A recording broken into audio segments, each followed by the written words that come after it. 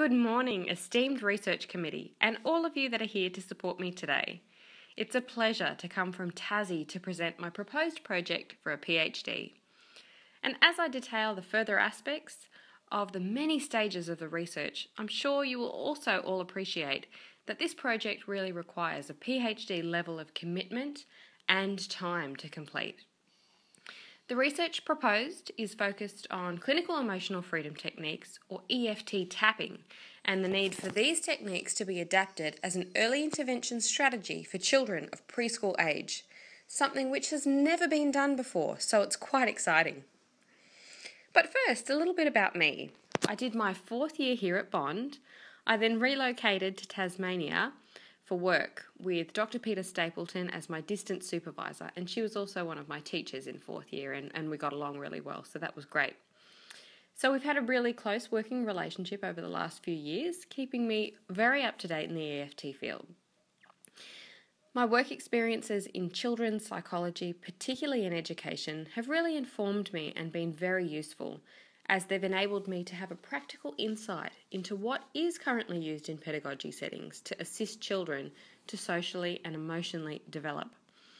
And working in a systemic leadership position in Tassie, I noticed more and more children from a much younger cohort presenting with significant anxiety issues and experiencing difficulty with regulating their emotions, which is posing a real problem requiring proactive solutions. So let's get started. Here is an outline of what I'll be discussing today. A bit about research on clinical EFT, the mechanisms of change and how these techniques can assist children, why these techniques should be taught to children in early childhood, particularly those at risk of developing anxiety disorders, and also why early intervention is really an integral part of this equation. Then I'll discuss the 4 studies I'm proposing to grow the body of knowledge in this area and how this has the potential to carve out brighter futures for Aussie kids, which is my area of passion. So why does research into children's anxiety deserve our focus and attention? Rapey and researchers suggest it first emerges in childhood and is the most commonly occurring mental health problem facing children today. I was lucky enough to attend a 2-day workshop of Ron's in Hobart last year, which has furthered my understanding of anxiety immensely. At present, the most widely used interventions for treatment are drug and cognitive behaviour therapy, or CBT based, which are typically quite time consuming. In addition, these strategies are ineffective for 20 to 40% of children, which shows a need for further research in this area. As we know, a childhood anxiety diagnosis can then put children at risk for developing numerous other comorbid conditions later. However, there are numerous markers that present early on in the lifespan to suggest a predisposition towards anxiety and a likelihood that it will manifest.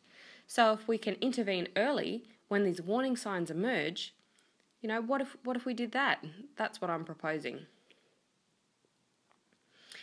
I also want to name it up straight away that clinical EFT as a strategy is not only growing in public awareness, but it is again being proposed under Division 12 of the APA for review by the Evidence-Based Task Force to become accepted as an evidence-based intervention.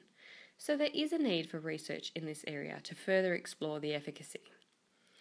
While there is a growing body of research on techniques, there is little on childhood populations and nothing at all on early childhood, which is very surprising. So why is this time in the life cycle where we should be pitching our efforts? Well, the preschool period in a child's life around the age of 5 years is actually when anxieties and even guilt first starts to emerge. However, we're seldom taught what to do with these internal experiences, which sparks the need for strategies at this particular time. For those of you familiar with the work of Bruce Perry, he advocates somatosensory regulation, essential aspects of which are patterned, rhythmical and repetitive activities, some of the essential elements you'll see soon that are in clinical EFT, and very relevant to children. Perry suggests that somatosensory activities are a bottom-up way to calm, regulate and process emotions. And on a brain that's developing, these are essential skills and strategy teaching, which can increase a child's stress threshold for coping and potentially even help children to develop in more emotionally adaptive ways.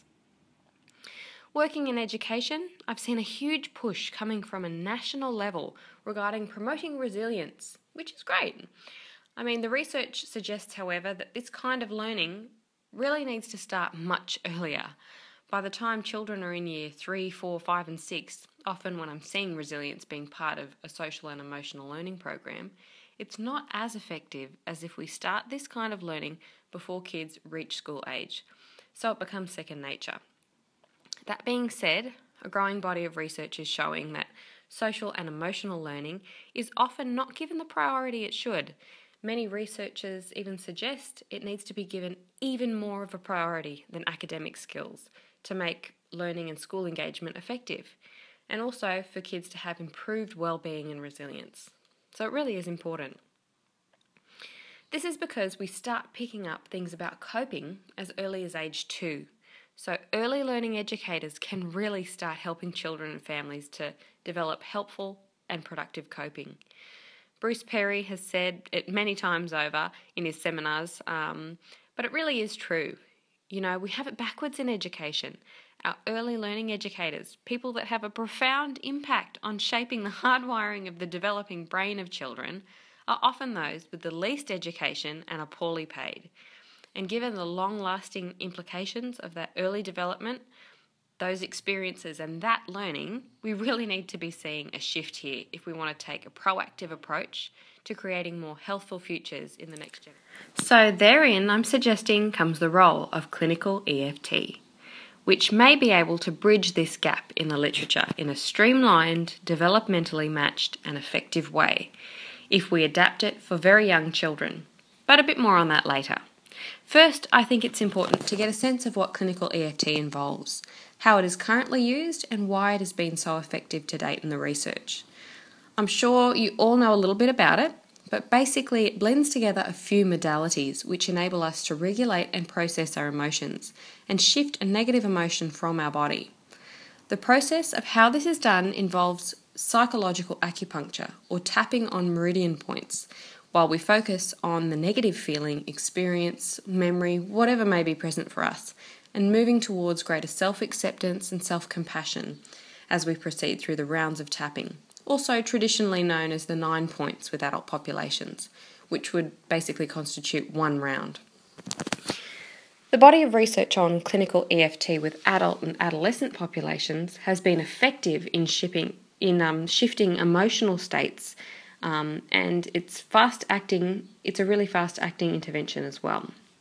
And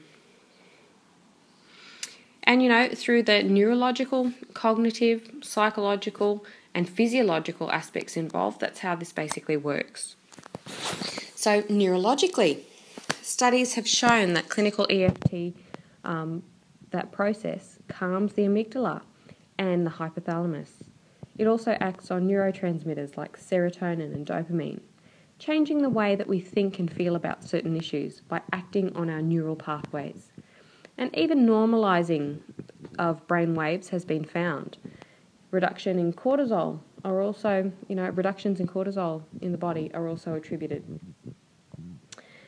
And on a cognitive level, one of the largest components of clinical EFT being that cognitive element, I've already mentioned cognitive shifts, which have been reported, but especially when used as a treatment for anxiety, there is also decreased limbic system arousal. An aspect of this basically being that exposure element. And lastly, the psychological nature of how it's helpful. It's often significant reductions in subjective units of distress, or SUDS, as it's otherwise known.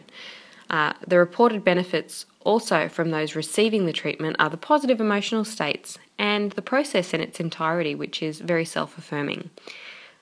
These benefits are quite remarkable, really, when you look at the research. Adapting the already successful formula of clinical EFT for adults so that it's accessible to children is what I'm proposing here today, which is a world first research project into this field. It's never been done before. How we would do this is by modifying the points so that only the main ones are used. Instead of 9, which would be near impossible for a small child to remember and access in a meaningful way, together with the other aspects, we would instead use 4 spots, one being between the eyes, under the eyes, Tarzan on the chest, and a hug yourself point. These pictures have come from a book I developed last year with the intention to use this resource in the research as a way to get the child participants familiar with the tapping points. I'd also make a therapy bear, a Huggi therapy bear to go with this. So these 4 magic spots, as I've called them, are age appropriate, they're easier to retain, they're less complex and require less fine motor skills to be adapted and applied.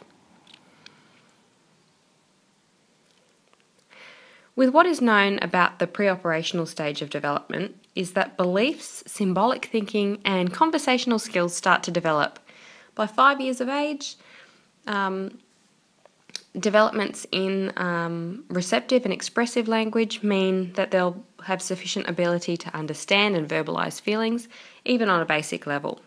5-year-olds also enjoy rhyming, alliterations and things of that nature. When formulating the tapping scripts, this will really need to be taken into account to make it developmentally appropriate. In addition, that somatosensory rhythmical patterned approach I mentioned earlier is also advantageous and applicable to preschool-aged children. Furthermore, the research reveals that eclectic packages which have a blend of sensory, relaxation and cognitive components tend to be well adopted by children. And I was looking into studies combining acupuncture and hypnotherapy, for instance, and this was all I could find as close as possible to EFT. Despite there not really being any research on EFT with young children, that was all I could really find out there. So the prospect of being able to start some kind of research on EFT with children will be quite groundbreaking. So let's get into it. There are 4 related studies I'm proposing for a PhD. Study 1 is already out on SurveyMonkey and is gathering data from parents, community members and psychologists to gather some information on their beliefs about treatment for children who present with difficulties with anxiety. This was developed so that we can have some insight into potential stigmas about EFT and preferences by certain groups. As was detailed in my confirmation document, random stimulus control was the assignment with each of the treatment groups, and basically they were presented with either a CBT conceptualization of anxiety for an anxiety treatment for a child, or another vignette with an EFT-based conceptualization.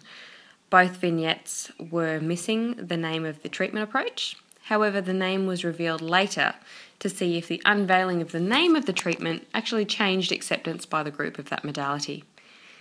Therefore, one of the hypotheses was that due to familiarity, the psychologist group would have a preference for the CBT condition, that vignette, while the psychs may be accepting of EFT initially. Once the name EFT, that treatment, is revealed, its anticipated acceptance will decrease. Basically, this is because it's not in our training or fully accepted yet as an evidence-based treatment in the mainstream sense like CBT. Each group was then administered several inventories, a demographic questionnaire and other inventories where the language of which was modified to refer to children only. The parent and community group were administered the Belief in Efficacy of Psychotherapy, or BEP scale. This was to measure the belief system of participants regarding potential beneficial outcomes of psychotherapy for children with either an EFT or CBT treatment in mind. The psychologist group were administered the Therapist Belief Scale, or TBS, which asks them about beliefs they hold regarding their own practice as it relates to children. They are also presented with the therapist beliefs about exposure scale, which then provides some insight into the psychologist's beliefs regarding the effectiveness and safety of using exposure with children. So also potentially those who have low acceptance of exposure therapy may also be likely to disfavour an EFT approach due to that exposure element. But in short, in Study 1, there are 3 groups with 2 sets of conditions, It's anticipated an ANOVA will be conducted as the method of statistically analysing the data. This will enable comparisons of the groups. So as this data presently rolls in, it'll be interesting to collate and see where the beliefs are on treatment from each of these groups that currently stand. So on to study 2, which is virtually ready to submit to ethics and upload. It's basically going to present an online survey through random stimulus control assignment to early learning educators and psychologists who regularly interact with children. They will be presented with scenarios with some open-ended questions. This is to gauge, what these practitioners believe about coping in early childhood and about the capacity to develop resilience during this time in the lifespan. The scenario will outline a child's life circumstances and the way that they have responded to these challenges. An example of one of the open-ended questions is, what do you think about Susan's coping response? And what do you expect to hear about Susan's functioning at the end of primary school? After they're presented with a little scenario. The purpose is for us to better understand what psychs and early learning educators actually know about a child's capacity at 5 years of age to be resilient, cope, and how efficacious they feel, teaching skills at this age might be. An in vivo thematic analysis will be performed, and we expect certain themes to present. For instance, psychologists will be in support of teaching resilience, improving strategies to this age group. However, early learning educators might not actually be in support of it due to, concrete responding, a lack of understanding maybe of some psychological interventions, questioning the relevance, or maybe even believing it's the parent's responsibility. I think especially if we're going to develop a program for early learning centres, this Tapping for Kids program that I'm proposing, we need to take into account particularly what these early learning educators already know at current, so it's very relevant. So on to our next study. This is going to consist of small groups of about 10 typically developing children aged 5. This study is designed to elicit the language from children to be used in later development of the tapping scripts in the program in Study 4. And if we're going to developmentally match a program to assist 5-year-olds, it needs to make sense to their level of understanding and using their words. I will conduct these groups, which will enable me to examine what a group of typically developing children know about coping and stress at a young age, what it is that children have picked up by this time in the life cycle. The research suggests that in terms of intervention, some unlearning of unhelpful coping needs to occur. So it's important to get a sense of what themes may need to be unlearnt. Again, something that can be incorporated into that final program. I also plan to do small groups of 8-year-olds too. It's interesting to note that this would be comparing children likely to be in different developmental stages, going from that pre-operational to concrete operational stage. The plan is for children to be accessed through child and family centres in Tasmania, and parents will be close by outside during these focus groups. That brings us to the final study, the intervention, which is the resilience building and anxiety reducing clinical EFT program to assist children at risk of developing anxiety disorders. It's wonderful that the development of this program will be informed by all the previous layers of research to ensure it's relevant in the settings it's used in and applicable to the age of the children it's presented to. So, the program itself will involve 5-year-olds engaging in a 6-week-long program centred on the adapted version of clinical EFT I discussed earlier, which will evolve as the study progresses. The most efficacious programs work in conjunction with parents also, so this is likely to be an essential component of the program. This study aims to assess the efficacy of this program compared to one which is CBT based. At the moment, I've found various groups in Tassie running Cool Little Kids, so that is actually available for a comparison. Then there will also be a control group of children who meet inclusion criteria but will receive no treatment at all. But they will be offered a thank you gift at the end of the research period. The intention is that all participants in both the treatment and control groups will be contacted 6 months post-intervention to complete follow-up measures. The sample itself will be sourced from early childhood centres across Tasmania, and it is a pre-test, post-test control group design with a 6-month follow-up, just to be clear. In terms of the design, it's a mixed between within subjects 3x3 analysis of variance, and it's expected that a manoeuvre may be conducted. This would be to determine if the interventions, so EFT versus CBT versus control, had an effect on the dependent variables, generalised anxiety and resilience, over time. So the 3 time points are pre-intervention, immediately post-intervention, and then 6-month follow-up. In terms of numbers, about 30 participants are expected for each group. So then the total number in the study is likely to be a maximum of 90 kids. Also, a series of analysis of variance or ANOVAs are likely to be conducted simply to examine the effects of time and group to further explore study aims in relation to comparing the effectiveness of groups over time. In terms of what we expect to see, hypotheses-wise, even though there may be equal or better gains to CBT in reducing anxiety and improving resilience, it's expected that the clinical EFT group may show lasting results over the long term at that 6-month point, as research with adult populations shows sustained effects with EFT for up to 1 year.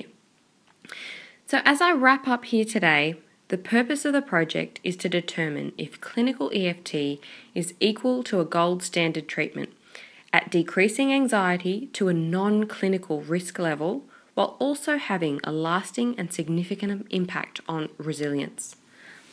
The big picture I see behind the project is to develop a protocol for tapping for kids, a clinical EFT program, and it's my dream, if this is efficacious, that it can be used in early learning centres Australia-wide and make a meaningful difference to the lives of preschool children suffering from anxiety, as this is a developmentally targeted early intervention strategy. I would love to share that I've been drawn to, pulled in the direction of helping young children, and it's wonderful that I have, as it's immensely fulfilling work that I really truly love. And in my clinical experience, I've personally worked with very young children suffering from crippling anxiety that have not responded to other more traditional programs, those quote-unquote hopeless cases, children that have withdrawn from school and were unable to engage in life, get amazing transformative benefits out of tapping. Not only have I done the Level 2 EFT training myself and experienced the benefits in my own life, but my real motivation behind this research is that I've seen it work in practice with countless children. As corny as the old saying goes, I truly believe that if you can change the life of a child, you can change the world. So imagine if we can carve out brighter futures for children where they are able to more readily function to their potential without the difficulties of anxiety in their way. That's the kind of future I want to be a part of creating. So I would like to end by leaving you with something to think about, that it is far easier to build strong children than it is to repair broken adults. After all, we know the profound and lasting impact our early experiences can have in the life cycle. Children have less layering of issues, so early intervention when anxieties and emotional difficulties first emerge is where we need to be focusing. Let's empower the future generation of children to learn the life-enhancing emotion regulation strategy of tapping while they are learning to read. And together, through this research, we can make a meaningful difference by building calm, strong, and resilient Aussie kids.